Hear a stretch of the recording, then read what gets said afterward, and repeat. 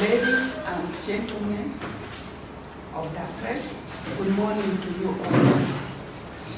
I would like to bring to your attention the recent 90-day suspension of U.S. foreign aid initiated by the Trump administration poses a significant threat to the health and well-being of people living with HIV in South Sudan.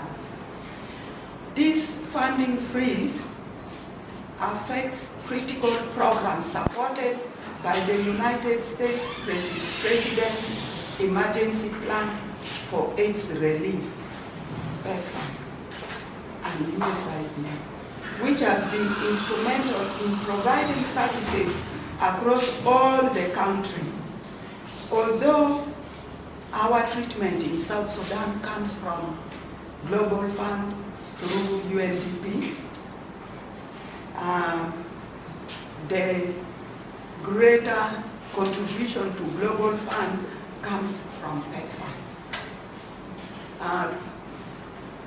UNDP supports treatment, that is the ARVs, TB treatment, and malaria treatment all over South Sudan. In our country, with an estimate of nearly 200,000 individuals living with the HIV, relies heavily on international assistance to manage and curb the epidemic. PEPFAR's contribution has been pivotal in ensuring access to treatment, prevention, and care services.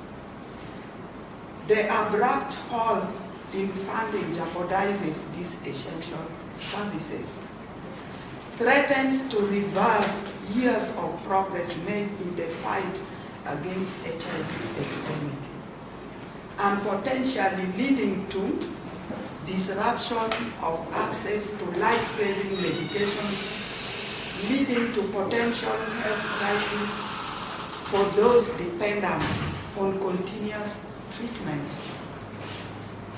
Inconsistent use of ARVs can result in drug resistance and therefore increase new HIV infections and transmissions, TB and other sexual transmitted infections such as hepatitis, among others. 2, it poses threats to prevention programs, prevention efforts, including awareness campaigns, condom distribution, access to pre-exposure prophylaxis, and post-exposure prophylaxis to the key and vulnerable population, such as IDPs, refugees, and sex workers, among others. Scaling back these initiatives will likely result in higher rates of new HIV infections in the country. With support from USAID, NEPWU, we were providing essential support for children living with and affected by HIV, particularly in high prevalence states like Juba. This support includes nutritional support, educational support, psychosocial support, which is key to their well-being. While Secretary of State Marco Rubio has issued a waiver for life-saving aid, the implementation details of orphans and vulnerable children remains unclear. As I deliberate now, most of these children living with HIV and affected by HIV are not going to school. They lack emotional support, which may result in mental catastrophe. This is the most worrying situation for us as NEPWU. Within this short time of the stop work order, nearly 1,500 people living with HIV who were on treatment have missed appointments, they have missed drugs, and they are interrupted in treatment, which means they are no longer taking the treatment.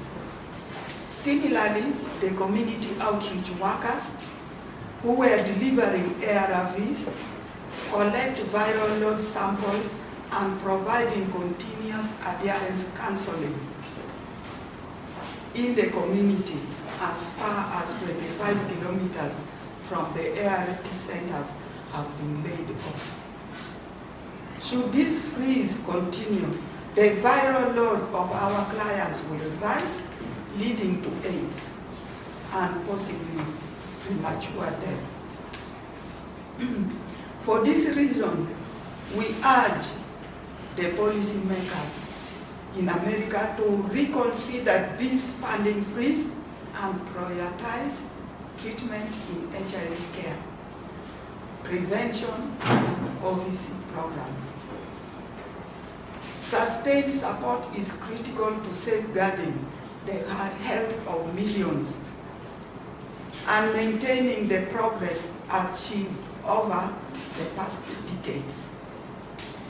In this country where healthcare infrastructure is fragile and aid freeze exacerbates existing challenges in delivering HIV services.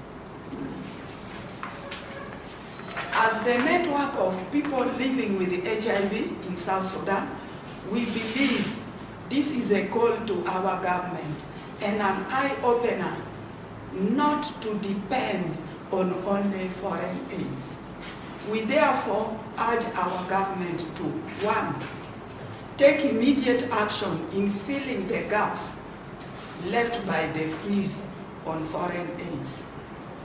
2, inject more domestic funds to strengthen fight against HIV epidemic.